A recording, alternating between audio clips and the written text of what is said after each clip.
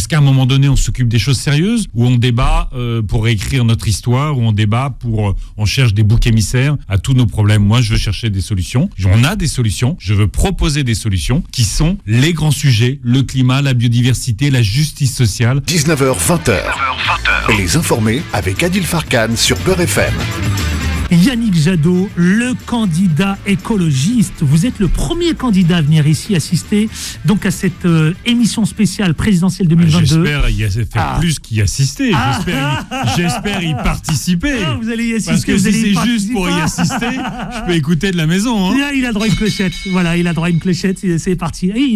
Vous démarrez fort, hein, c'est bien. Dis donc, ça va fort avec vous. Yannick Jadot, bonsoir. Bonsoir. Bonjour. Comment ça va? Très bien, et vous? Dans quel état d'esprit vous êtes là? Je vois que vous êtes en forme. Hein. Je suis combatif, vous savez, j'arrive juste de Rennes. On a fait un très beau meeting sur la place Hoche de Rennes, parce qu'on veut justement mettre la politique sur la place publique. Qu'est-ce on que veut vous mettre captez? la politique dans la rue. On veut que les Françaises et les Français, dont on sait qu'ils ne sont pas encore totalement rentrés dans la campagne présidentielle, s'emparent de cette campagne, parce que ce qui s'y joue, c'est notre présence, c'est notre avenir. Il s'y joue des choses essentielles, et qu'il est temps qu'on rentre dans la campagne et qu'on sorte des débats nauséabonds qui, je pense, désespèrent tout le monde. Franchement, Yannick Jadot, dites-le moi clairement, est-ce que vous restez le candidat écologiste aujourd'hui? Est-ce que ça a du sens? Plus que jamais. Je pose la question parce que certains se posent la question. Mais notamment ceux qui considèrent que le dérèglement climatique n'existe pas vraiment, ou que c'est pas vraiment urgent, que la pollution de l'air ne tue pas 100 000 personnes dans notre pays chaque année, que l'environnement n'est pas détruit par les pesticides ou nos organismes contaminés. Donc on peut, vous savez, moi je me balade partout, je vois des cancers pédiatriques, et c'est toujours étonnant l'explosion des cancers pédiatriques. Ouais. Et vous serez face à un médecin tout à l'heure. Non, mais justement. les grands soupçons sont quand même sur les pollutions environnementales. On a une pollution dioxine avec l'incinérateur d'Ivry. Est-ce qu'à un moment donné, on s'occupe des choses sérieuses, ou on débat pour réécrire notre histoire, ou on débat on cherche des boucs émissaires à tous nos problèmes? Moi, je veux chercher des solutions.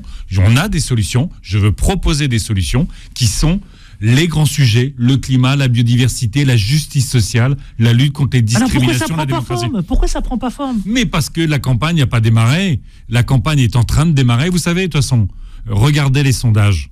À chaque élection, ils se plantent. À chaque élection, ils se plantent. Et le lendemain, tous les médias, vous compris maintenant, vous dites, regardez les sondages.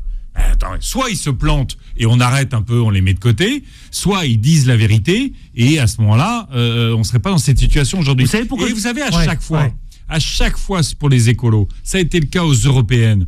Le jour même de l'élection, je recevais les sondages confidentiels, parce qu'on n'a pas le droit de publier les sondages le jour de l'élection. Ils me mettaient 5 à 6 points derrière le vote qu'on a fait. Ça a été la même chose au municipal. Qu'est-ce que vous voulez nous faire dire par là? Que les sondages sont bidons? Je veux vous faire dire qu'il y en a assez. Est-ce que les sondages sont bidons? Il y en a, je pense qu'ils se plantent aujourd'hui. Je pense qu'il y a des raisons. Il y a beaucoup de confusion politique aujourd'hui. Donc je pense que les Françaises et les Français ne savent pas forcément comment ils vont voter. D'ailleurs, beaucoup disent aujourd'hui, quand on est dans la rue, on ne sait pas encore pour qui on va voter. Donc ayons ce débat, projet contre projet. Mais moi, ce qui m'intéresse, c'est de répondre aux difficultés des Français. Alors justement, c'est quoi leur pouvoir d'achat? Les dépenses de carburant, les dépenses de chauffage, l'alimentation. C'est ça qui compte. Bien sûr qu'on va en parler. Vous savez, vous avez parlé des européennes. Ouais. D'accord. Yannick Jadot, ma question n'est pas sortie comme ça, évidemment, de nulle part. Moi, je veux comprendre, Yannick Jadot, pour quelle raison? Vous avez parlé des européennes. Où est passée cette fameuse vague écolo? Mais elle arrive. Attendez, vous aviez la cote partout. Mais on ne parlait que de Yannick Jadot et de l'écologie. Il y a encore. Mais pardonnez-moi. Est-ce que je vous pose la question de façon cash? On en a parlé une fois le résultat obtenu. Non. Est-ce que c'est pas l'arrivée d'Éric Zemmour dans le paysage politique qui vous a secoué? Parce que vous avez l'impression, je vous pose clairement la question, est-ce que vous n'avez pas loupé le wagon? Si c'est pour monter dans le train de Zemmour, non merci. Non, je ne parle pas du train de Zemmour. Si, parce que du paysage politique présidentiel. Non, mais vous savez, c'est vachement plus facile aujourd'hui, dans le paysage, pour faire le buzz, de dire les Arabes dehors, de dire que tous nos problèmes, tous les problèmes, depuis le pouvoir d'achat jusqu'à l'Ukraine, tous les problèmes, c'est à cause de l'islam. C'est facile, vous faites le buzz. Sauf que ça résout rien. Sauf que ça divise la société. Moi, je suis pas là pour réécrire l'histoire. en essayant de se réconcilier avec la France qui a perdu. Vous voulez dire que Éric Zemmour s'appuie sur les Arabes et l'islam ?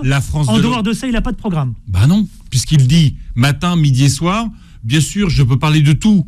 Mais le problème, c'est le suicide français. Et qui suicide la France ? Ce sont les musulmans. Eh bien, c'est sûr que ça fait le buzz. Mais est-ce que ça fait avancer le pays ?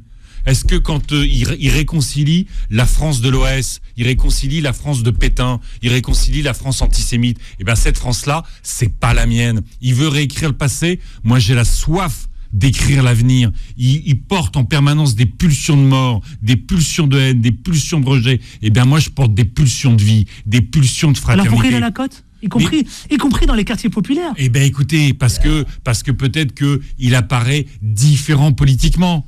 Mais enfin, il faut quand même s'interroger. Un type qui, aujourd'hui, qu'est-ce qu'il veut supprimer ? Il veut supprimer la loi SRU. Il veut supprimer les logements sociaux. Alors comment vous comptez vous inscrire, vous, Yannick Jadot, dans cette campagne ? Nous, on va parler de ce qui compte. Et à un moment donné, je fais confiance aux Françaises et aux Français de pas simplement entendre celui qui vocifère le plus, celui qui trouve le bouc émissaire. Je veux pas être dans cette course au racisme, à l'antisémitisme et au révisionnisme. Moi, je fais confiance aux Français. À un moment donné, ils vont regarder qui s'occupe d'eux. Qui a des propositions sérieuses, qui les a laissés dans la mouise sur le pouvoir d'achat et qui apporte des réponses, qui prend en compte le dérèglement climatique, qui crée les canicules, qui fait qu'on étouffe dans nos appartements, qui prend en compte l'effondrement de la biodiversité qui fait qu'on est en train de perdre tous nos insectes, nos oiseaux et nos pollinisateurs dans les campagnes. Qui prend en compte la pollution de l'air dont vous parliez des quartiers populaires sont les premières victimes de la pollution de l'air. Eh ben nous, on apporte des réponses, on met pas les problèmes sous le tapis. Alors justement, vous savez, il y a quelques jours, à Romainville, en Seine-Saint-Denis, s'est tenue, alors paraît-il, une réunion totalement secrète, en toute discrétion. Vous allez me dire si c'est vrai ou pas. Cette réunion secrète, c'est vous et Christiane Taubira. Qu'est-ce que vous vous êtes dit ? Ah non, c'était ni Christiane Taubira ni moi, c'était l'équipe de Christiane Taubira qui a voulu nous rencontrer en urgence. Nous, on est courtois, on a répondu à cette invitation. Probablement, ils ont un peu de fébrilité dans leur campagne. Nous, on est très tranquilles. Qu'est-ce que vous prévoyez ? On a discuté, et puis voilà. Il y a des tractations en vue ? Mais non, il n'y a pas de tractation, aucune. On leur a simplement rappelé que en 2022, quand on a le dérèglement climatique qui nous percute, quand on a les injustices sociales partout et la démocratie qui part en quenouille, eh ben, on leur a dit qu'il faut un projet écologiste. Nous, ça fait 1 an qu'on y travaille. Il faut une candidature écologiste et que, évidemment, s'ils voulaient nous rejoindre, ils seraient les bienvenus. Donc Christiane Taubira pourrait vous rejoindre ? Ah mais c'est son choix, posez-lui la question.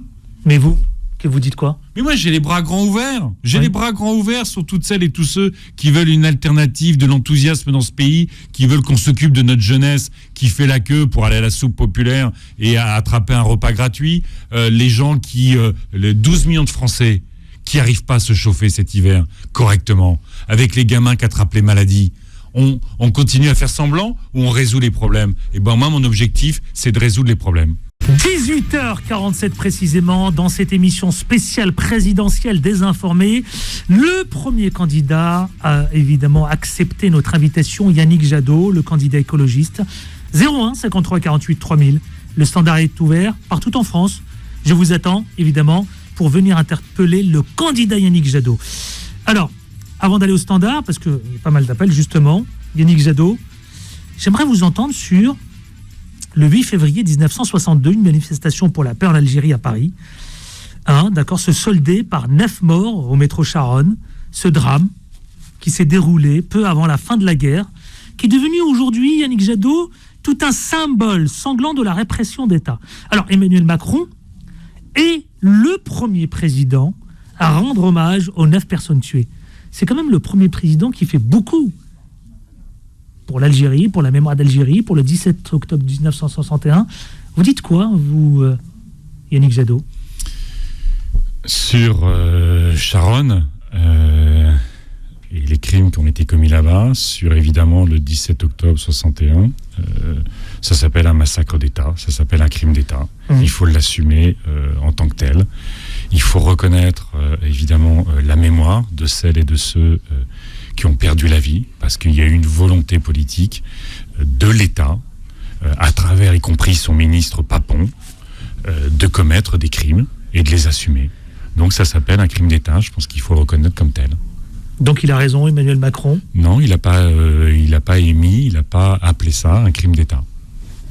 Vous, si vous êtes élu président de la République? Je reconnaîtrai la responsabilité directe de l'État dans ce qui s'est passé. Vous savez, on a dans notre pays, évidemment, une histoire à affronter avec lucidité. On affronte l'histoire avec lucidité quand on dit la vérité. Et on réconcilie non pas les mémoires, mais les personnes quand on a fait la vérité sur l'histoire. Et donc, je souhaite qu'effectivement, l'État français reconnaisse les crimes qui ont été commis au nom de l'État, par une volonté délibérée à ce moment-là de l'État, pour que nous puissions non pas oublier, certainement pas oublier, mais dire la vérité, pour qu'on puisse C'est la première fois d'ailleurs qu'on vous entend dire ça, Yannick Jadot.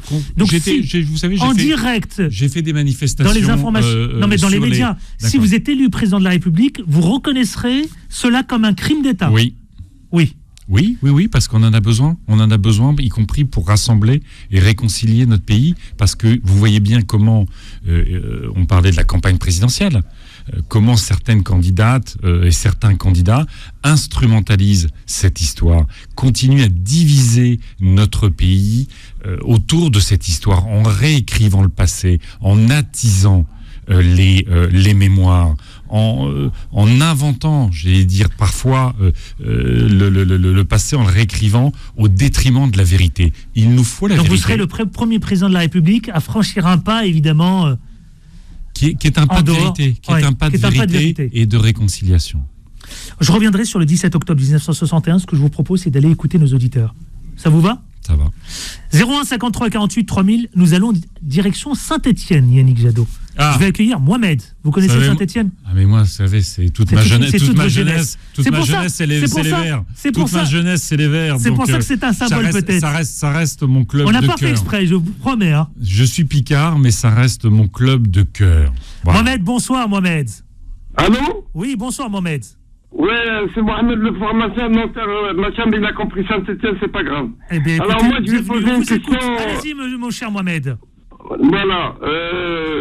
Dans votre équipe de rugby, football, là, vous avez des Arabes de service ou des Arabes citoyens ? Ah, c'est une question que beaucoup d'auditeurs se posent. Est-ce que c'est des Arabes de service ou des Arabes citoyens au sein de votre équipe ? Les Antillais, les Africains, tout ça, là. Vous savez que beaucoup... Non, mais vous savez... Alors, Mohamed, merci de cette question. Régulièrement, je vous promets dans les informés, ils considèrent, je ne sais pas pourquoi nos auditeurs, que les franco-maghrébins ou les franco-africains subsahariens qui vous entourent, pas vous, partout, sont considérés comme des secondes zones. Vous dites quoi, Mohamed ? Je trouve ça délirant qu'on se pose la question. En tout cas, pardonnez-moi, j'ai eu, par exemple, on parlait tout à l'heure des élections européennes. J'ai eu 13 élus députés européens. Il y en a 3 qui sont d'origine maghrébine, sur 13. Ils sont élus, ils sont députés européens. Oui. Ils sont pas assistants. On en a qui sont débatteurs ici chez nous. Ils sont pas assistants parlementaires. On a Mehdi Belabès. Ils sont députés européens. Qui vous salue d'ailleurs. Il y a Philippe Bouriaki, il y en a plein. Ils sont députés européens. Donc, moi, je fais pas la différence en fait. Je me pose pas la question. Vous posez pas la question. Non, je me pose pas la question des gens. Pourquoi les auditeurs se posent la question ? Parce que il y en a trop qui instrumentalisent. Bien sûr. Quand vous voyez le meeting de Zemmour où c'est que des blancs et vous mettez un noir derrière Zemmour, là c'est de l'affichage. Alors après Saint-Étienne, je vous propose évidemment, on va parcourir la France. Argenteuil, ça vous va ? Mais très bien. Karim, bonsoir Karim. Bonsoir Adil, bonsoir. Bonsoir, je vous écoute mon cher Karim, bienvenue. Quelle est votre question auprès de Yannick Jadot ? Écoutez, M. Farkan, je vois que M. Jadot ne parle pas trop des banlieues populaires. Moi, je viens d'Argenteuil. Dans la rue, on voit qu'il y a de plus en plus de délinquance, que ce soit même les trafics de drogue, etc.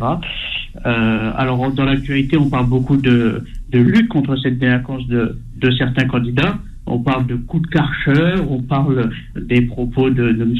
Zemmour.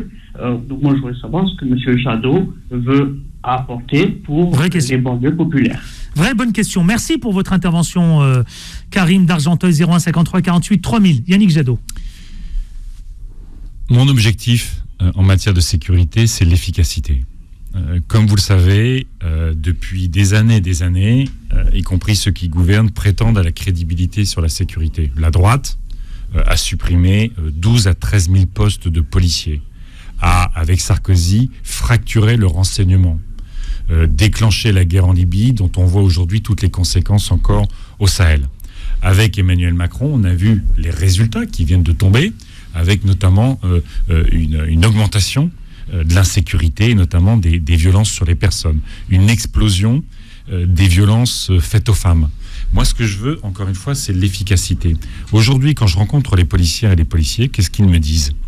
Ils me disent, on est submergé par la paperasse. Pourquoi est-ce que quand vous faites une procuration de vote, il faut que ce soit un policier qui s'occupe de votre procuration de vote ? Pourquoi est-ce qu'on mobilise autant de policiers sur la pénitentiaire ? Pourquoi est-ce que les gouvernements, depuis des années, n'ont qu'une stratégie, la politique du chiffre ? Quand vous discutez avec les syndicats de policiers, ils vous disent quoi ? Ils vous disent, quand le ministre de l'Intérieur va faire une émission dans 10 jours ou dans 15 jours, on nous demande de faire des contraventions en masse sur tel sujet parce qu'il veut en parler le soir. Ça ne nous permet pas d'être dans la rue. Ça ne nous permet pas de faire de la prévention. Ça ne nous permet pas d'interpeller. Ça ne nous permet pas de faire les enquêtes pour les mener au bout. Donc moi, je veux à la fois renforcer les effectifs, évidemment travailler sur l'équipement des policiers, sur l'état des commissariats, sur la formation, mais avec un objectif très clair. Et c'est d'ailleurs le sens de l'engagement des policiers. La police de proximité, on ne vous a pas entendu très peu là-dessus. Mais c'est justement le sens, c'est d'être sur la voie publique. Les policiers ne demandent qu'une chose. Oui, qu'est-ce qu'ils demandent ? D'être sur la voie publique pour faire leur boulot. Ils vous l'ont dit ? Mais bien sûr, les syndicats de police le disent. Vous croyez que ça leur plaît aux syndicats de police de ne plus être sur la voie publique et d'envoyer simplement, quand il y a un problème, d'envoyer la BAC sur un mode un peu coup de poing ? Mais ils préféreraient de loin pouvoir travailler avec les habitantes et les habitants au quotidien, de travailler avec les magistrats, de travailler avec les acteurs sociaux, de travailler avec, j'allais dire presque immeuble par immeuble. Quels sont les problèmes ici d'insécurité ?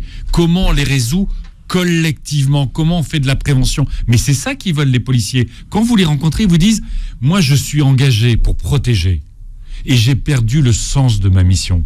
Je ne sais plus pourquoi, des fois, j'y vais la peur au ventre, j'arrive même plus à parler avec mes collègues. Quand je fais la nuit, j'ai 1 euro de plus pour mon salaire la nuit. Eh bien, nous changerons les conditions et nous changerons les missions pour justement garantir la sécurité et notamment au niveau des personnes qui en ont le plus besoin dans les quartiers populaires. Yannick Jadot, on reviendra sur ce dossier précisément face justement à notre débattrice Céline Bory, qui est journaliste et qui interviendra justement sur ces questions des quartiers populaires.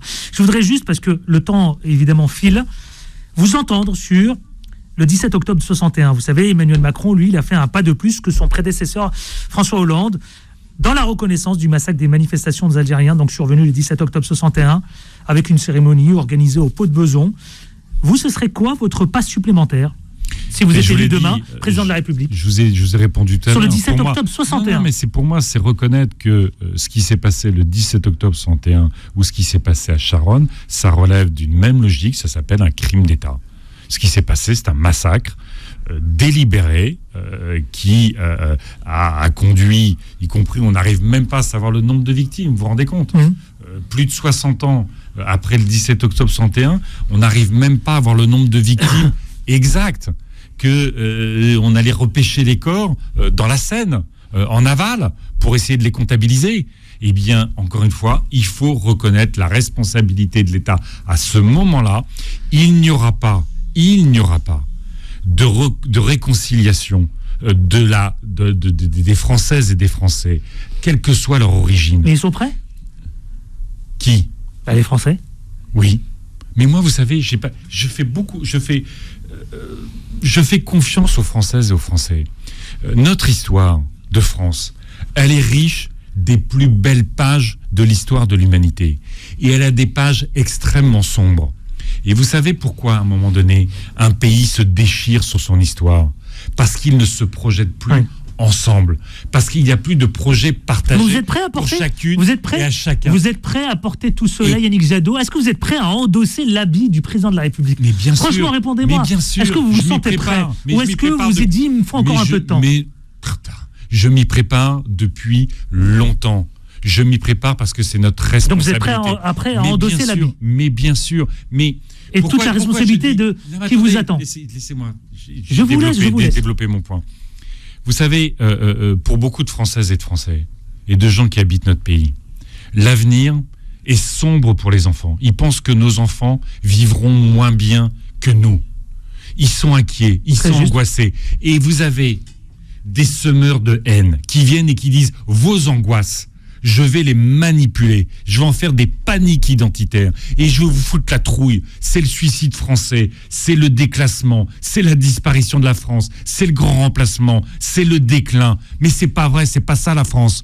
La France, dans ses quartiers populaires, dans ses campagnes, dans ses centres-villes, dans ses associations, dans ses entreprises, dans ses centres de recherche, dans ses fermes, elle regorge d'énergie vitale, qui ne demande qu'à s'exprimer, qui ne demande qu'à s'épanouir pour nous enrichir collectivement et nous émanciper individuellement. Eh bien, pourquoi l'avenir est angoissant? Parce qu'il y a le chaos climatique, parce qu'il y a la mondialisation qui organise la guerre de tous contre tous, qui abandonne les classes populaires ici pour aller les exploiter de l'autre côté de la planète, parce qu'il y a cette précarité qu'on voit même à la télé sur nos enfants. Résolvons ces problèmes-là. Faisons de la fiction politique. Je peux vous dire, je peux vous dire que les Françaises et les Français, ils vont se retrousser les manches, ils vont se serrer les coudes. Et quand on a un beau projet pour l'avenir, on regarde notre histoire avec lucidité. En quelques secondes, d'une phrase s'il vous plaît, Yannick Jadot. Si vous êtes élu président de la République, c'est quoi? C'est un candidat, c'est un président de la République écolo, ou c'est un chef d'État qui s'occupe évidemment des responsabilités qui lui incombent? On n'a même pas encore parlé climat.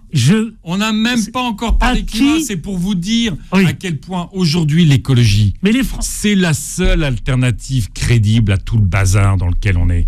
Que vous croyez, regardez le statu quo, regardez ce libéralisme qui nous gouverne, cette technocratie qui nous gouverne, sont les désordres écologiques, ce sont les désordres sociaux, ce sont les désordres économiques, ce sont les désordres démocratiques. Et la solution, ça serait de les reconduire 50 plus.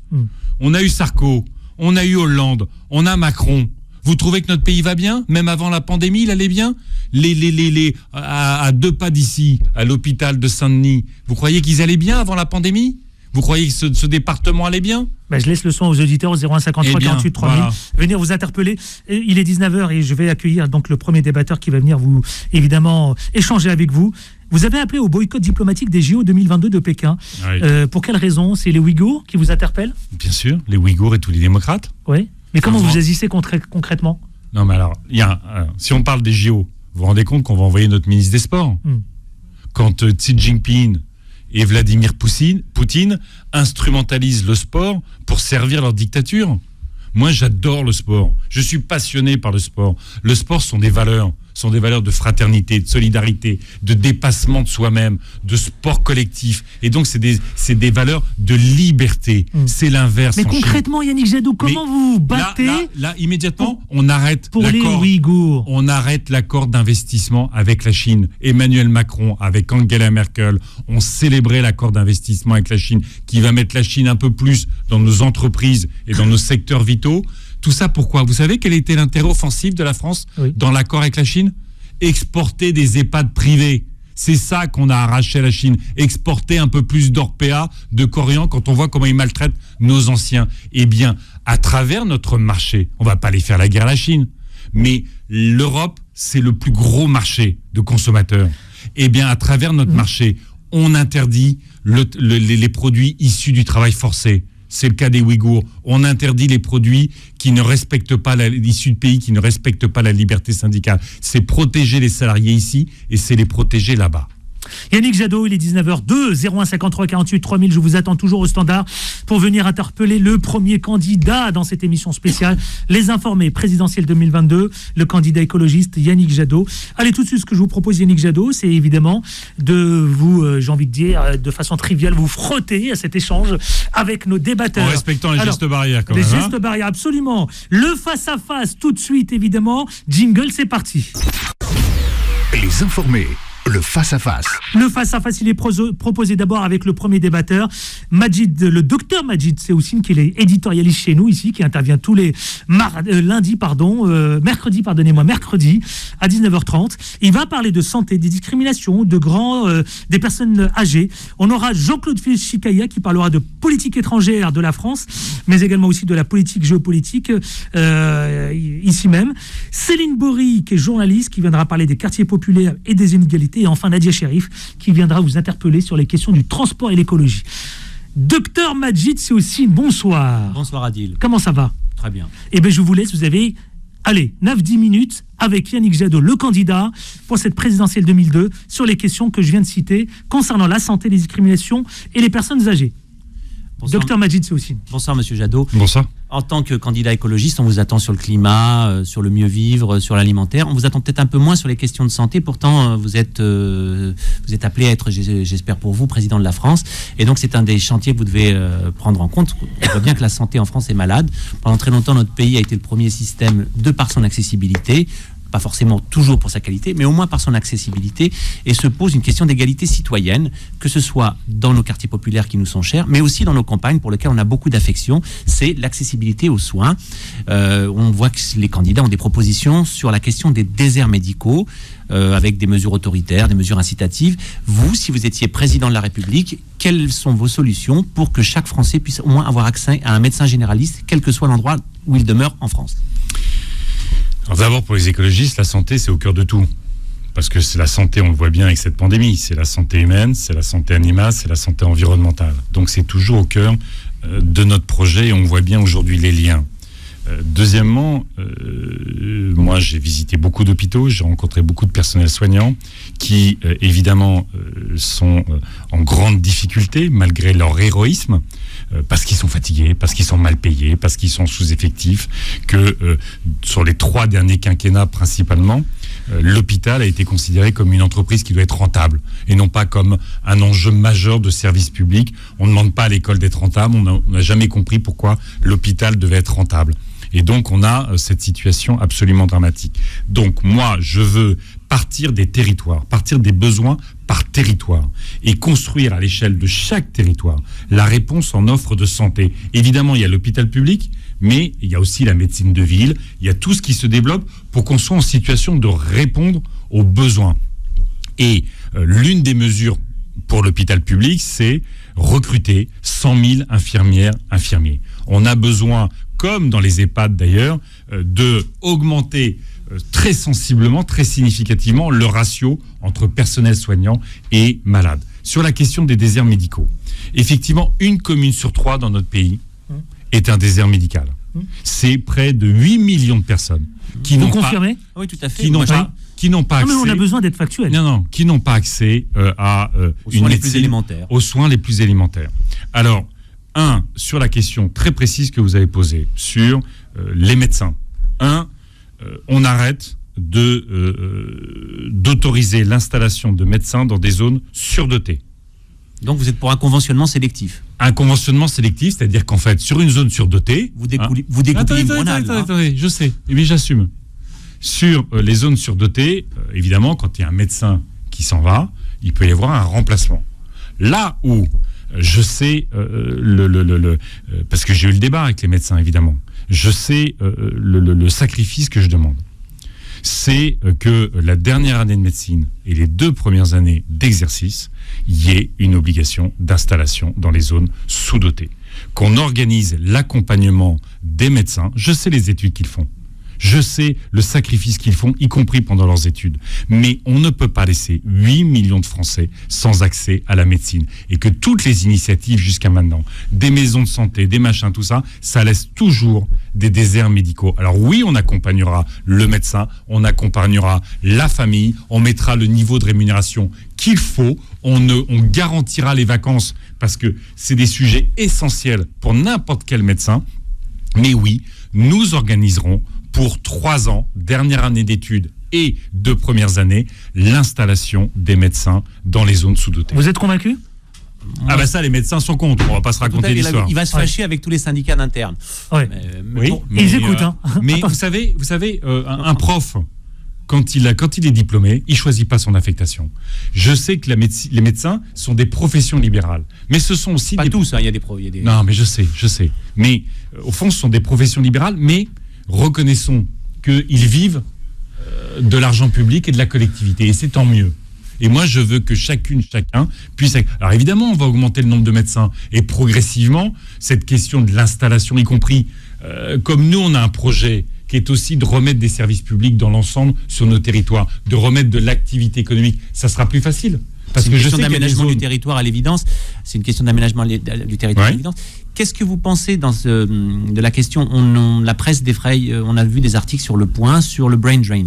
Vous qui êtes écologiste, qu'est-ce que vous pensez du pillage des cerveaux qui se fait au dépens des pays du tiers-monde? On voit très bien que, par exemple, il y avait dans Le Point un article il y a quelques jours où on voit que 1200 médecins viennent de quitter l'Algérie. On en a vu que lors de la dernière procédure d'autorisation d'exercice de la médecine, on a aspiré 2000 médecins venant d'un peu partout, mais évidemment de pays du tiers-monde qui ont bien besoin de ces médecins. Est-ce que là, c'est pas une manifestation de l'égoïsme de l'Europe, de la France singulièrement, par rapport à ces pays? Et vous avez raison. On est bien conscient que là, on pille des richesses, on reçoit des produits tout cuits en main. Je n'aurais pas cette expression qu'on reçoit des produits tout cuits en main. Mais si vous voulez, comme on a eu pendant longtemps le numerus clausus sur le nombre de médecins formés, alors on en sort, mais on n'en sort pas totalement parce qu'au fond, la sélection qu'on faisait avant, on le fait par l'oral et tout ça. On n'a pas assez formé d'infirmières et infirmiers. Et c'est vrai que ce serait une bonne question à poser à Zemmour. Est-ce qu'il renvoie les 30 000... On lui posera quand il sera à votre place. Est-ce qu'il renvoie les 30 000 médecins considérés comme 30 000 médecins migrants dans notre pays, qui limitent les déserts médicaux, notamment dans les quartiers populaires? Est-ce qu'on renvoie les 40 000 infirmières migrantes au sens où elles ont été formées et sont nées à l'étranger? Eh bien, la réponse, la solution, c'est d'abord d'accélérer la formation des infirmières et des médecins, mais pour accélérer cette formation-là, il faut qu'il y ait un sursaut d'attractivité. Je veux dire, aujourd'hui, vous ne créez pas des vocations quand vous avez des conditions de travail aussi difficiles. Donc oui, par exemple, on va augmenter les infirmières et les infirmiers très sensiblement. Il faut les terrains de stage, il faut les écoles et les places dans les écoles. On voit bien que c'est le problème, par exemple, dans les universités. On a fait sauter le numerus clausus, sauf que les terrains de stage et les capacités de formation. C'est ça, exactement. Mais par contre, moi, je reviens sur la question du pillage des cerveaux. Quelle est votre position sur cette question-là? Écoutez, moi, je suis, si vous voulez, c'est très compliqué de dire à une personne qui a envie de venir exercer en France, de lui dire je te refuse l'exercice de ta profession, de ton engagement en France, et je te renvoie dans ton pays parce que soigne dans ton pays. Donc c'est vrai qu'il y a là, nous, à trouver les moyens, au fond, de tarir la nécessité pour que ces médecins et ces infirmiers, ces personnels soignants restent dans leur pays. Mais reconnaissons aussi que souvent, dans leur pays, leurs conditions de travail sont aussi extrêmement difficiles et que trop de pays ont totalement dérégulé, abandonné les services publics sous la pression des financiers, des institutions de Bretton Woods ou des donneurs d'ordre. En raison de la pauvreté, tout simplement. De leurs dettes. Et donc, on a créé un effondrement, un affaissement des services publics dans ces pays-là. Mais là, ça renvoie aussi à quelle coopération nous avons avec ces pays pour les soutenir dans leur développement et le renforcement de leurs services publics. Quelques minutes avant de marquer la pause pub, Majid Seoussine, docteur Majid Seoussine. Alors, le scandale des maisons de retraite Orpea montre à quel point tous les gouvernements précédents sont en retard sur la question du vieillissement de notre pays. Moi, je suis gériatre. Personne n'a été en mesure d'organiser la grande loi sur le 5e risque, le risque dépendance.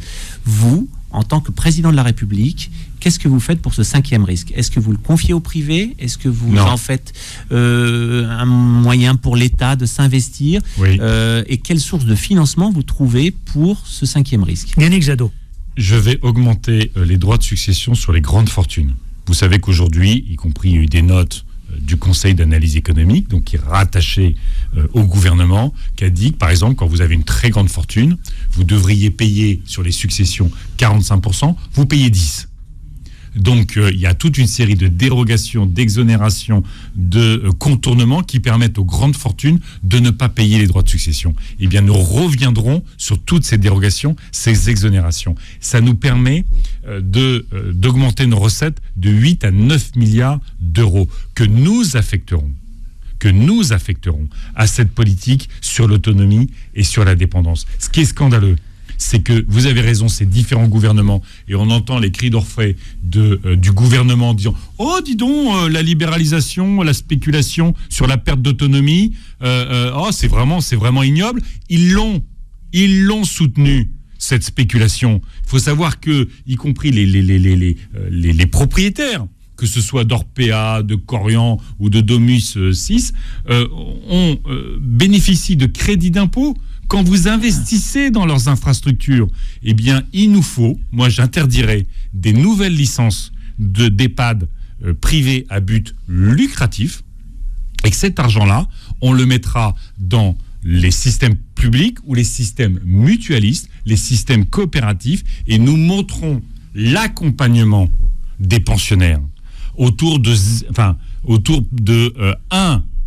accompagnant pour un pensionnaire. C'est ce qui se passe dans les pays du Nord. Docteur, c'est ce qui se passe dans les pays du Nord. C'est le moindre des respects pour nos anciens. On veut pas voir la mort dans nos pays aujourd'hui. On veut pas la voir, on la cache. Qu'est-ce qu'on fait de nos anciens, et surtout qu'est-ce qu'on fait de nos anciens? L'objectif semble honorable, les moyens d'y arriver, il faut les chiffrer. Mais que faites-vous pour trouver les bras, tous ceux qui sont nécessaires? Mais là aussi, c'est des conditions de travail. Et vous serez sans doute d'accord avec moi qu'on ne pourra pas faire éternellement des constructions de maisons de retraite et qu'il faut aussi travailler sur la question du maintien à domicile, donc créer des filières d'emploi, des filières de formation et rendre ces métiers attractifs. Quelle solution vous proposez? Vous savez combien touche une aide à domicile en moyenne? Oui, tout à fait. On est autour de 650 euros par mois. Très largement inférieur au SMIC. Très inférieur au SMIC, avec des horaires qui vont parfois de 10 à 12 heures par jour. Parce que quand vous êtes aide à domicile, on vous paye la personne quand vous êtes avec la personne, mais on ne vous paye pas l'heure et demie que vous pouvez pas prendre pour le déplacement. Donc en fait, on a précarisé des personnes essentielles pour le soin. Vous savez combien on a de postes vacants dans les crèches? 60 000. On a ce que vous dites, l'accompagnement à domicile, l'accompagnement dans les EHPAD. Vous avez plein d'EHPAD en France où vous n'arrivez même plus à trouver un médecin qui vient de temps en temps ou une infirmière. Et pour conclure sur ce que vous disiez, l'argent, il faut aussi. Vous trouverez où l'argent là? Mais oui, mais à un moment donné, il faut l'argent, le nerf de la guerre. Vous trouvez où? Je vous ai dit où on trouvait l'argent. Mais à un moment donné, il faut savoir ce qu'on veut. Moi, je veux renforcer la fiscalité sur les très riches. J'assume. Il va falloir à un moment donné qu'on a des milliardaires qui se sont jamais autant enrichis que pendant la pandémie, qui se sont jamais autant enrichis que dans les 10 dernières années. Et on est là à tous pleurer sur l'état de l'hôpital public. Il y a un moment donné, il faut faire le lien entre ceux qui sont très riches, qui essayent d'échapper à la solidarité, et ce qu'on veut. Et juste pour les anciens, rapidement, c'est à domicile. Je dois lancer la pub. Mais il faut aussi arriver à trouver des structures intermédiaires qui ne sont pas le domicile quand il y a beaucoup de pertes d'autonomie, qui ne sont pas forcément l'EHPAD, qui sont des structures intermédiaires collectives. Émission spéciale, les informés présidentiels 2022 avec Yannick Jadot, le candidat écologiste. Bien sûr, nous allons retrouver Jean-Claude Félix-Chicaya, Céline Bory, Nadia Chérif et vous au 01 53 48 3000. Tout de suite, on y va. 01 53 48 3000. Les informés vous donnent la parole. Jean-Claude Félix-Chicaya, bonjour. Bonjour. Si vous permettez, je vais juste accueillir rapidement Pantin Karim. Bonsoir Karim. Allô, bonsoir. Bonsoir mon cher Karim. Soyez court et précis s'il vous plaît, évidemment. C'est la course en permanence avec l'horloge. On vous écoute mon cher Karim pour votre question auprès du candidat. Je veux juste apporter mon soutien à Jadot, pour qui je voterai et pour qui j'ai une grande admiration. Voilà, je voudrais simplement lui dire... Pardon ? Non mais je sais que c'est souvent le cas, évidemment. Qu'est-ce que vous lui dites ? Alors, je voudrais simplement lui dire est-ce que ça serait une bonne idée pour mettre un terme à cette haine anti-musulmane qui devient vraiment insupportable dans ce pays? Est-ce qu'il serait possible de renforcer la loi Guesso, en l'étendant à la communauté musulmane afin de lutter contre cette haine permanente des musulmans de France, quoi. Voilà. Merci pour votre réponse. Merci Karim. Retenez bien. Non, attendez, vous ne répondez pas Yannick Jadot. Je vais prendre une série de questions. On a beaucoup d'appels. Mohamed de Saint-Brieuc, la Côte d'Armor en Bretagne. Bonjour Mohamed. Oui, bonjour. Bonjour, on vous écoute. Soyez clair et précis dans votre question auprès du candidat Yannick Jadot. Très bien, merci. Je cherche un boucher professionnel avec une expérience de 3 ans minimum dans une boucherie halal. Oui. Donc, pour travailler dans notre boucherie en Bretagne, à Saint-Brieuc, exactement en Côte-d'Armor. Oui. Et ça serait pour l'aider s'il veut s'installer en Bretagne, dans un beau cadre. Il y a la mer à côté. Oui. C'est vraiment une ville moyenne, tranquille, un beau cadre de vie. Et quelle est votre question précise? Elle cherche un boucher, donc avec une expérience de 3 ans minimum. Alors pour l'instant, je fais la campagne pour l'élection présidentielle. Donc je suis pas disponible en fait. Voilà. Et voilà, merci Mohamed. Qu'est-ce que vous répondez à Karim de Pantin? Il faut appliquer la loi. Aujourd'hui, y compris, vous allez recevoir un candidat qui a été quand même condamné pour incitation à la haine raciale. C'est pas rien quand même. On a des candidats dans ce pays qui stigmatisent matin, midi et soir toute une partie de la population, qu'elle soit noire, qu'elle soit arabe, qu'elle soit musulmane. Vous vous rendez compte le débat politique qu'on a? Vous avez des millions d'habitantes et d'habitants dans ce pays qui tous les jours sont montrés du doigt, qui tous les jours sont désignés comme les responsables de tous les problèmes que nous avons. C'est ce que vous répondez à Karim? Mais bien sûr. Et oui, il faut pleinement appliquer la loi. On parlait de Zemmour, évidemment, on sait Le Pen. Mais quand Valérie Pécresse dit il faut sortir les Karcher des caves pour nettoyer les zones de non-France. Comment ça s'appelle? Ça s'appelle du nettoyage ethnique. Ça s'appelle du nettoyage ethnique.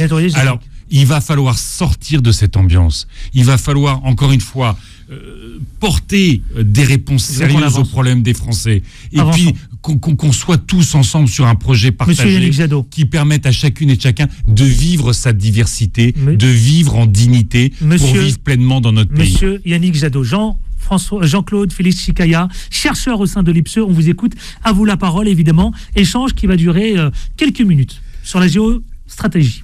Alors, la géopolitique. Géopolitique et puis en termes de politique étrangère, mais Yannick Jadot, comme vous êtes donc candidat au présidentiel, la géopolitique est, on peut dire, au cœur du projet écologique. On peut revenir au début des années 70 avec monsieur René Dumont, ou même au début des années 2000. Moi, je l'ai vécu quand les Verts ont parlé de la question climatique et environnementale et les inégalités à l'intérieur des quartiers dits populaires. Donc, il y a une géopolitique de la question climatique et environnementale à l'intérieur de l'Hexagone, mais aussi avec l'outre-mer. C'est aussi grâce à l'outre-mer que nous sommes deuxième puissance mondiale au niveau maritime, juste derrière les États-Unis et autres potentialités.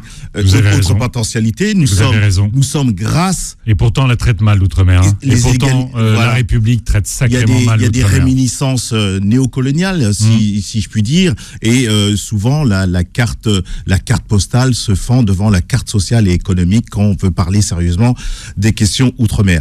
Moi, ce que je voudrais...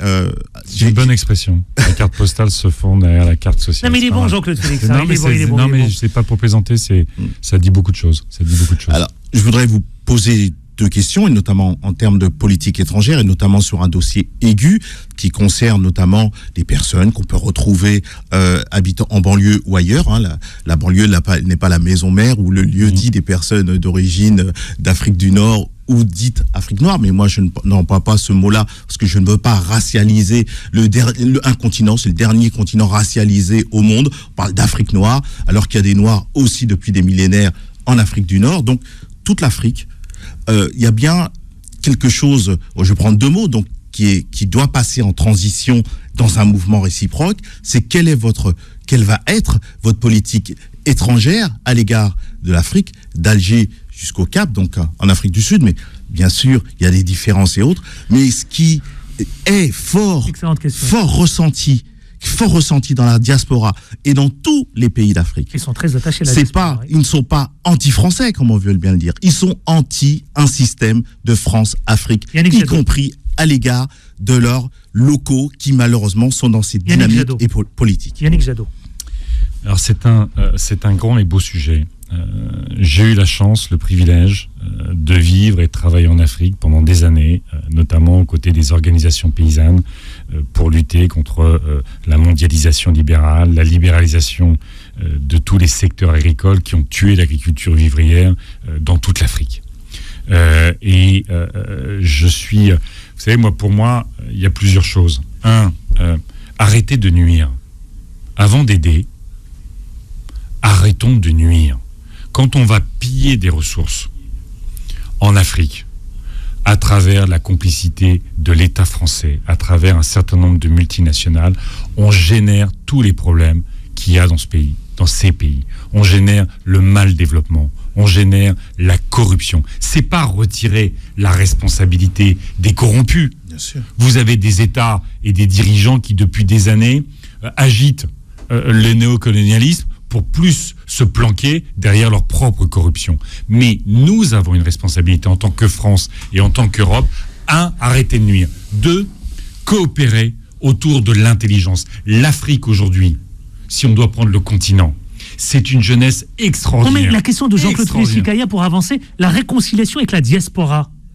Comment elle se fait concrètement? C'est ça le sens de la question. C'était plus large que ça. C'était plus large, mais elle se fait. Elle se fait. Moi, je me suis battu des années sur, par exemple, ce qu'on appelle les accords de Cotonou. Vous savez, ces accords de libre-échange entre l'Europe et les différentes régions d'Afrique pour arrêter de déréguler leurs services publics, pour arrêter de piller leurs ressources. Au contraire, il faut les aider en permanence à construire leur souveraineté alimentaire, souveraineté énergétique. Il y a une jeunesse incroyable, et y compris sur les questions du numérique. Vous savez, aujourd'hui, il y a une jeunesse africaine qui est en train de se saisir de la question du numérique, qui invente des choses aussi fortes qu'il peut y avoir dans la Silicon Valley aux États-Unis. Eh bien, faisons en sorte que tous ces pays, toutes ces économies, notamment toute cette jeunesse, puissent accéder à l'épanouissement individuel et collectif.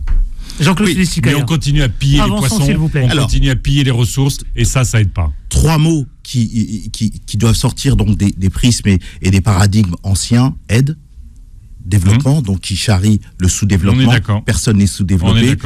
Tout le monde veut et exige un partenariat. Ce n'est pas une demande d'aide, donc c'est pas l'attitude sébile qu'on confère souvent aux Africains. Donc ça charrie tous les préjugés et tous les stigmates qui, par ricochet, arrivent dans l'Hexagone, en banlieue et outre-mer. Donc comment déconstruire cela? C'est aussi avec une autre vision, une autre politique étrangère.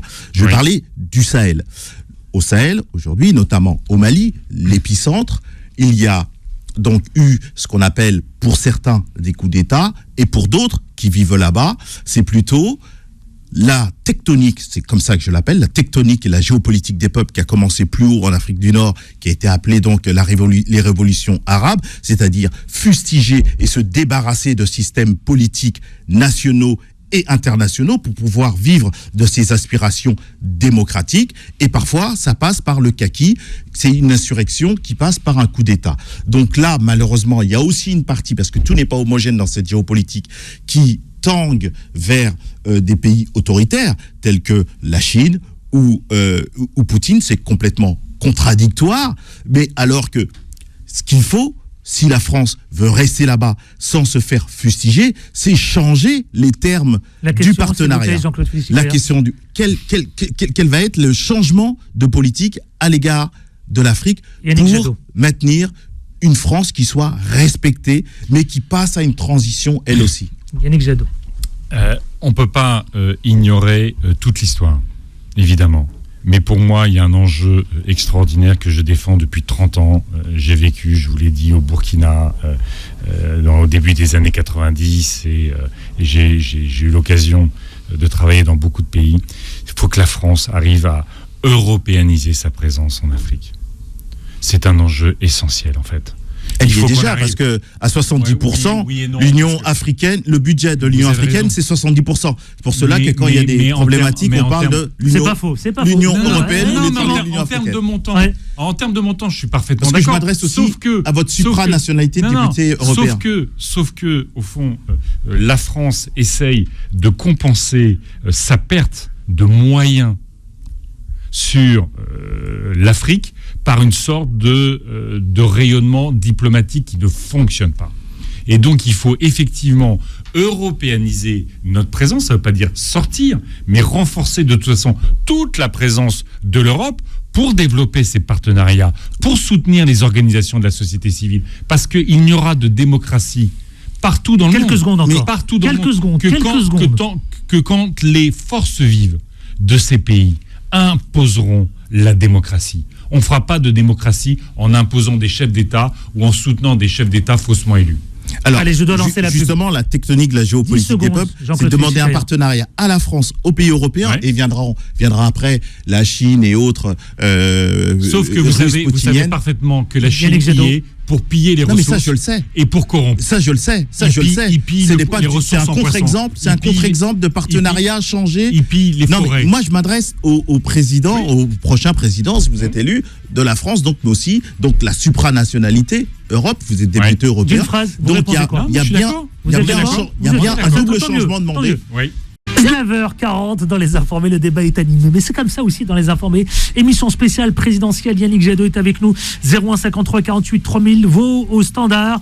Il faut dire aux auditeurs de quoi on parlait. De quoi on parlait? On disait, mais... De quoi on parlait? On parlait de la diversité. On parlait de la diversité en disant, c'est pas assez visible dans votre équipe. Oui. Parlez-en. Ma porte-parole, c'est Sabrina Sebahi qui est élue à à 2 pas d'ici. À 300 mètres d'ici. Oui. Mon directeur de campagne, c'est Mounir Satouri. Qui était chez nous ici régulièrement. Donc, je veux dire, j'ai pas revendiqué ça. Oui. Pour moi, ça devrait être la banalité. Oui, que cette diversité, elle est présente dans ma campagne, elle est présente dans mon projet. Et c'est normal parce que Sabrina Sebahi, elle est aussi française que je suis français, même si je suis né en Picardie. À un moment donné, ça veut dire quoi? Ça vous énerve, non? Ça vous énerve? Oui, parce que pourquoi ça vous énerve? Parce qu'à un moment donné, on a l'impression qu'il faut, au fond, en faire un trophée quand ça devrait être la normalité. Oui, mais c'est ça. Et moi, j'en fais pas un trophée. Mais peut-être que les Français issus de la diversité en souffrent justement. Eh bien, moi, je fais en sorte que mes porte-paroles, mes directeurs de campagne, les députés européens, ils soient issus de la diversité. C'est cette France. Et c'est parce que c'est la France. C'est la France. Et parce que c'est la France et que la France elle est diverse et que chacune et chacun a sa dignité, a son enrichissement personnel et son enrichissement à apporter à la société. Origines. Et moi, je fais pas de différence. Nadia. Mais je me bats contre les discriminations. Et je me bats en faisant que tout le monde puisse être député européen ou tout le monde puisse avoir une place dans les élections. Donc c'était bien, évidemment, de le préciser. Non, mais vous avez raison. Méfiez-vous de ceux qui le revendiquent. Méfiez-vous de ceux qui le revendiquent. Nadia Cherif, avant de retrouver Céline Bory. Nadia Cherif, les transports, l'écologie. À vous la parole, vous avez 7 minutes. Je veux vraiment pas qu'on prenne du retard, s'il vous plaît. À vous la parole, Nadia Cherif. Bonjour et merci pour aujourd'hui, parce que ça va éclairer, je l'espère, les Français et les Françaises. Et là, on parle de Français, de Françaises et de personnes aussi qui vivent en France et qui ne sont pas français. Bien sûr. L'écologie, c'est important. Qu'on rende droit de vote aux élections locales. Je le souhaite. L'écologie, c'est important. Et ce qui est sous-jacent à l'écologie... Et puis surtout, il vient de dire quelque chose de très important. Là, attendez, c'est une info, là. Non, mais nous, on va le faire. Vous allez le faire. D'accord. Donc, vous, président de la République, vous mettez cette mesure en place. Bien sûr. Ça, c'est une info. C'est une info très bien. Et on va évidemment communiquer là-dessus. Donc je termine, tu me laisses ça de 7 minutes. Non, mais il vient de nous livrer une info extrêmement importante. Je ne peux pas passer à côté, je fais mon rôle de journaliste. Nadia Cherif. Donc l'écologie, ce qui est sous-jacent, c'est les transports en commun. Quand on sait que dans des villes comme Paris, et où il y a aussi des banlieues et des zones de la diversité, de pauvreté, parce que moi, il y a diversité, mais il y a aussi la diversité de la pauvreté dans certaines banlieues, et notamment le 93. Et je vous invite à regarder sur Arte des mini-documentaires sur la Seine-Saint-Denis, dont un qui s'appelle Paname, c'est loin. Et Paname, c'est loin, c'est un court-métrage très magnifique, très bien fait, bien réalisé.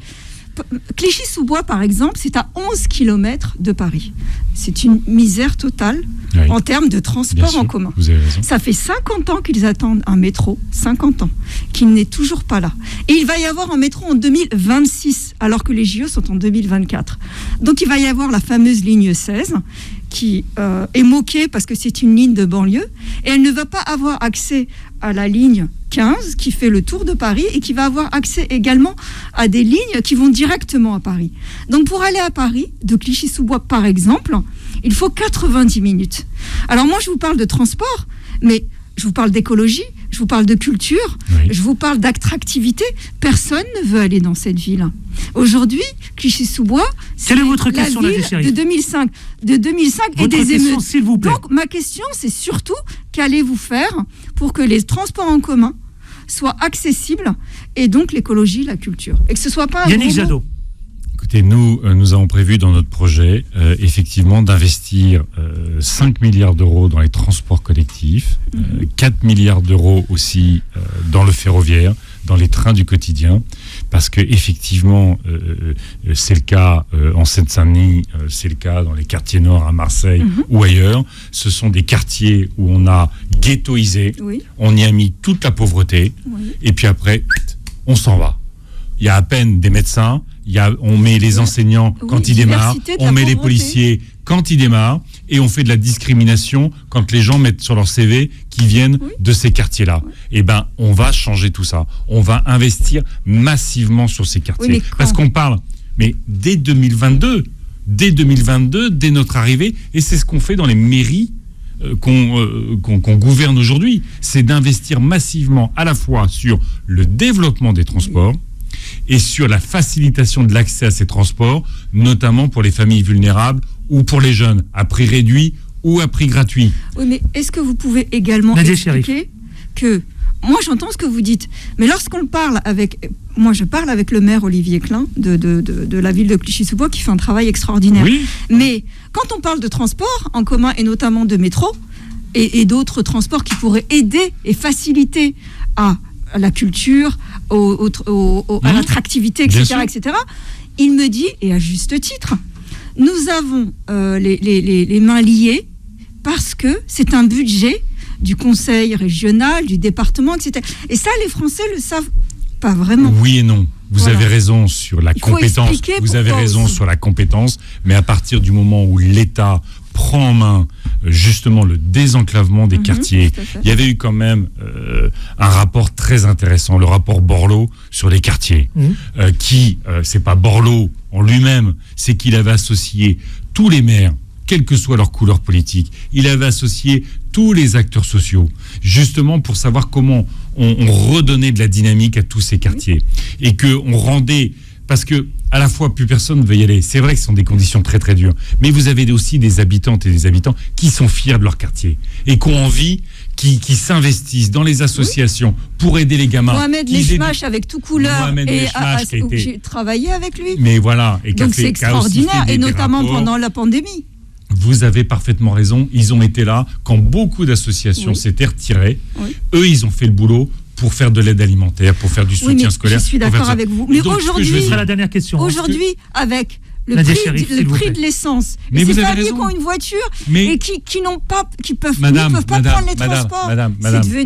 Madame, c'est pour ça que l'écologie, elle est difficile à accepter dans mon projet. Non, elle n'est pas difficile. Au contraire, c'est la solution. Je peux vous dire que quand je me déplace, y compris auprès de ces familles, y compris dans ces quartiers, on me dit pas, je suis écologiste. On me dit, j'arrive pas à me chauffer l'hiver. On me dit, mes enfants sont malades parce que l'appartement est insalubre. Vous vous rendez compte, EDF et le prix de l'essence. On me dit, il y a des fuites d'eau. On parle d'écologie. Vous avez raison. On me dit, il y a des fuites d'eau. Mais alors, qu'est-ce que vous faites? Qu'est-ce que vous proposez? Justement. C'est ça, vous avez raison. Ok, mais qu'est-ce que vous faites, Yannick Jadot? Moi, je voudrais des protestes. Laissez-moi répondre. Aux auditeurs qui vous Laissez-moi répondre. Laissez-moi répondre. C'est pas la peine de me dire, vous me dites quoi sans que je puisse répondre. 10 milliards d'euros sur l'isolation des logements pour les 2 millions de familles qui sont le plus dans la précarité énergétique et qui vivent dans des passoires énergétiques. Merci. Ça sera sans frais. On rénovera leurs logements, on rénovera leurs habitations sans frais. On construira 700 000 logements sociaux. On a 2 millions de familles dans notre pays qui pourraient accéder à un logement social, qui n'y accèdent pas. Et on baissera la TVA sur le bio pour tout le monde, parce que dans toutes les familles, on veut que les enfants mangent bien et qu'on ne supporte pas la malbouffe dans les quartiers populaires comme dans les centres-villes. Dernier chapitre, évidemment, avant de retrouver la fin de cette émission. Ça va très très vite. Céline Bory, merci à Nadia Cherif. Merci à vous, évidemment, et aux différentes questions qui sont, que beaucoup se posent. Céline Bory, bonjour. Bonjour Adil. Bonjour. Journaliste, vous êtes journaliste. Quartier populaire, inégalité, allons à l'essentiel. On va essayer. Bonjour Monsieur Jadot. Alors effectivement, je vais essayer de faire court parce que je sais qu'on a peu de temps. Une des questions qui se pose, une vraie problématique dans les quartiers populaires, c'est le problème du logement, donc dans la continuité de ce que disait Nadia. Logement insalubre, marchand de sommeil, suroccupation des logements. Qu'est-ce que vous proposez pour endiguer le problème?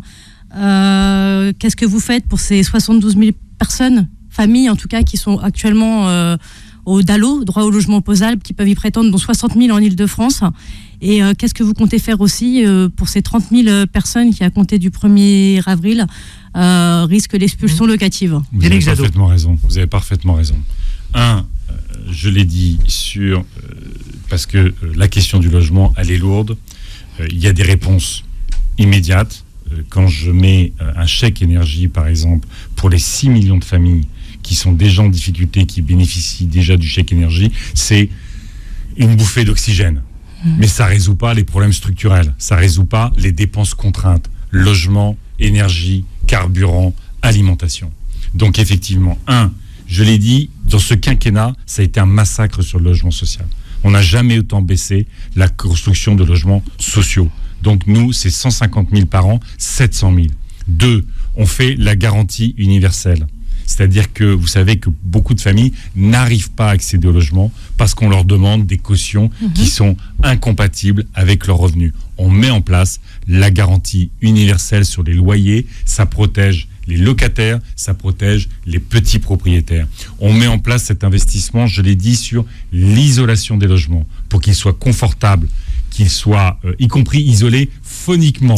C'est important. Et puis, si vous me permettez, on change la loi SRU, parce que, alors ça ne concerne pas la Seine-Saint-Denis, parce qu'elle a déjà largement son quota, mais on passe la loi SRU sur les zones tendues de 25 à 30%. Et si les maires ne l'appliquent pas, ils perdent la compétence en matière de construction. Dans la loi SRU, il est prévu que l'État peut se substituer aux maires pour construire du logement social et pour faire qu'il y ait de la mixité sociale partout dans notre pays et pas simplement la concentrer notamment en Seine-Saint-Denis. Est-ce que vous réquisitionnez les 3 millions de logements vacants? Alors, si on parle des logements, parce que vous savez, on se trompe, enfin moi, pour beaucoup travailler avec la Fondation Abbé Pierre, il y a la question de qu'est-ce qui est vacant. Ce qui est vacant, c'est ce qui n'a pas été occupé pendant 2 ans, notamment, y compris sur les bureaux.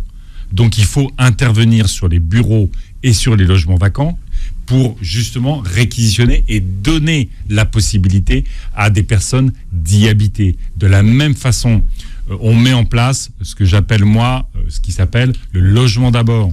Vous savez, c'est ce dispositif qui a bien fonctionné dans les autres pays, notamment pour les gens qui n'ont plus accès au logement. Ils passent un coup, c'est le logement d'urgence, un jour. Après, ils passent sur les 3 jours. Après, ils passent sur les CHRS. Après, ils passent sur les machins. Ça ne marche pas. Et on s'assure. Il faut donner un logement à toute personne qui habite. Vous savez, l'abbé Pierre disait un truc très important. Oui. Il disait gouverner un peuple, c'est d'abord le loger. Alors, gouverner un peuple, c'est d'abord le loger. Et se loger, c'est ce qui permet le droit au travail, c'est ce qui permet le droit à la santé, c'est ce qui permet la dignité. On va, en espérant que ça profite d'abord aux habitants, parce qu'on voit la gentrification aussi qui se passe dans les quartiers populaires, notamment dans les communes très très proches de Paris. Deuxième sujet, tout à l'heure, vous avez parlé du rapport police-population. Le fait d'avoir rencontré des policiers qui vous parlaient de leurs conditions de travail. J'ai vu dans votre programme que vous parliez de l'interdiction, vous envisagez l'interdiction du LBD et le remplacement de l'IGPN par une institution indépendante de la police. Oui, en revanche, placée sous la défenseuse des droits. Tout à fait. En revanche, vous parlez aussi beaucoup de discrimination et d'égalité dans votre programme. Qu'en est-il par rapport au problème du contrôle aux faciès? On supprime. Ça, on l'entend pas. Non, si, ça a toujours été dans notre projet. Ça a toujours été dans on notre le supprime comment? Parce qu'officiellement, il n'existe pas. Oui, enfin, on peut comment vérifier qu'il supprime, et puis c'est le déclenchement automatique des caméras dès qu'il y a un contrôle, et c'est le récipicé. Donc le récipicé sera d'accord. Et donc là, attendez, on a une info. Donc là, c'est le récipicé. Dès vous sera déployé. Il sera office de. Vous avez un récipicé. D'accord. Qui justifie. Ok, jusqu'ici. Voilà. Non, mais attendez, ça, c'est une information. Voilà. Oui, tout à fait. D'où ma question. J'ai quand même lu le programme avant de venir. Mais moi aussi. J'espère. Je plaisante. Quartier populaire, éducation populaire, vous en parlez dans votre programme. Vous parlez notamment acte la revalorisation ou la création du statut de bénévole. Ouais. J'aimerais en savoir plus. En quoi ça consiste ? Beaucoup d'associations tiennent aujourd'hui la société. Parce que, et c'est bien, enfin, je veux dire, c'est pas juste une alternative à l'État. C'est bien que dans notre société, il y ait des services publics qui soient dynamiques et qu'il y ait une solidarité de type privé, au sens où elle n'est pas organisée par l'État, pour tenir, parce que c'est ça qui fait... Non, je sais que c'est déjà le cas. Donc, et on a abîmé cette solidarité, notamment en supprimant tous les emplois aidés, qui permettaient à ces associations de fonctionner, du club de foot à l'association de soutien scolaire. Concrètement, donc on remet 300 000 emplois aidés pour tenir les associations. Et le statut de bénévole, moi je souhaite que ce soit discuté avec toutes les organisations, que ce soit la Fédération des acteurs de la solidarité, de l'éducation populaire. Je souhaite qu'on puisse valoriser l'engagement de bénévolat. Ça peut être des trimestres de retraite. Ça peut être des congés négociés avec les entreprises pour justement valoriser ce travail qui est Yannick Jadot, s'il vous plaît. Une dernière question. Une dernière question très courte. Vous avez dit que vous étiez un amoureux du sport. On parlait des discriminations et des inégalités. Votre avis sur les hijabeuses et le fait qu'on veuille interdire la compétition à des jeunes femmes qui souhaitent faire du sport et qui souhaitent garder leur voile? Mais non, c'est pas une question qui fâche. Je veux dire, la loi sur la laïcité, elle est claire. Bah si, elle a fait polémique. J'aime bien. C'est pas parce qu'elle fait polémique qu'elle est légitime. Vous, président, est-ce que vous laisserez ces femmes... La question est claire. Vous, président. La loi sur la laïcité interdit les signes religieux dans le cadre des services publics. Elle l'interdit pas sur les stades. Vous, président de la République. Donc, ces femmes ont le droit de jouer en fédération, si elles le souhaitent. Moi, j'ai vu dans les compétitions internationales, quand vous voyez une jeune Iranienne qui court, je trouve ça magnifique. Donc vous, chef d'État, ça vous pose aucun problème? Non, c'est la loi sur la laïcité. D'accord. Bon, merci. Merci. En tout cas, ça va évidemment faire plaisir à beaucoup d'auditrices. Merci à Céline Bory donc pour les questions. Il me reste encore quelques secondes. Dites-moi, j'ai vu que vous disiez que la pollution de l'air était une priorité nationale. C'est pas des paroles un peu jetées comme ça, parce que très honnêtement, Yannick Jadot. Non mais je vous vois. On fait de la radio, je vois faire des petites grimaces, mais ça veut dire quoi? Aujourd'hui, la pollution de l'air est une priorité nationale. C'est lourd à entendre. Bien sûr. Mais c'est quoi? Mais ça veut dire le développement des transports collectifs pour réduire les transports qui polluent. Ça veut dire, on a eu cette discussion. Mais comment non, mais attendez, ça c'est des belles phrases. Mais non, comment garantir aux Français, à la population, de respirer mieux, de respirer l'air. Ça fait. Vous vous rendez compte du chantier colossal? Mais c'est ce que nous faisons dans les mairies où nous sommes. Par exemple, en rendant piétonniers les accès des écoles, pour que nos enfants ne souffrent pas, le combat que je mène au niveau européen sur les normes, sur les pollutions automobiles. Mais comment respirer un air qui ne nuise pas justement dans le quotidien, monsieur Jadot? C'est en réduisant les transports par voiture inutiles. Quand je dis le covoiturage sera gratuit, c'est-à-dire qu'en fait, aujourd'hui, le taux d'occupation d'une voiture, c'est 1,2 personnes. Si vous faites du covoiturage à 2 à 3, vous réduisez par 2 ou 3 le nombre de voitures. On me fait signe qu'il faut rendre l'antenne. Vous êtes pour les voitures électriques? Mais oui. Oui, bien sûr. D'accord. Si vous êtes élu président de la République, vous stoppez, vous lancez la machine électrique? Les voitures électriques. Ça veut dire je lance la machine électrique, mais nous favoriserons évidemment le développement de la voiture électrique et le rétrofit. 2 secondes. 1 million, nous mettrons en place 1 million. Vous savez ce que c'est le rétrofit? Oui. C'est-à-dire que vous avez une vieille voiture, où vous êtes artisan, vous avez aménagé votre camionnette, et ben vous changez juste le moteur. Et nous soutiendrons ça évite de changer de voiture. Qui vous considérez comme principal rival? D'une seconde. Emmanuel Macron. Emmanuel Macron. Merci infiniment, Yannick Jadot, candidat écologiste. Merci d'avoir été avec nous ici. Merci infiniment. Merci à vous de votre invitation. Bon courage, bon vent. C'est bien, c'était sport, oui, on aime le sport, c'était sport. C'était sport, c'est toujours comme ça dans les informés. Time Sport, justement, dans une poignée de minutes, justement, pour parler sport. C'est Bilal Ledman qui reprend le contrôle de 20h à 21h. Merci à Yannick Jadot, merci à la réalisation, à Yanis, à Giovanni, donc au standard, merci à tous les auditeurs, merci aux débatteurs qui étaient venus ici, évidemment, très tôt, donc au débat. À demain. Vous les avez laissés parler de temps en temps, les débatteurs. Bien sûr, heureusement d'ailleurs. Demain, rendez-vous avec la ministre. Ils rient tous sur votre prise d'antenne permanente. La ministre Elimas qui sera avec nous ici demain. Donc, à votre place, on ne lâche rien. À demain avec autant de plaisir. Merci.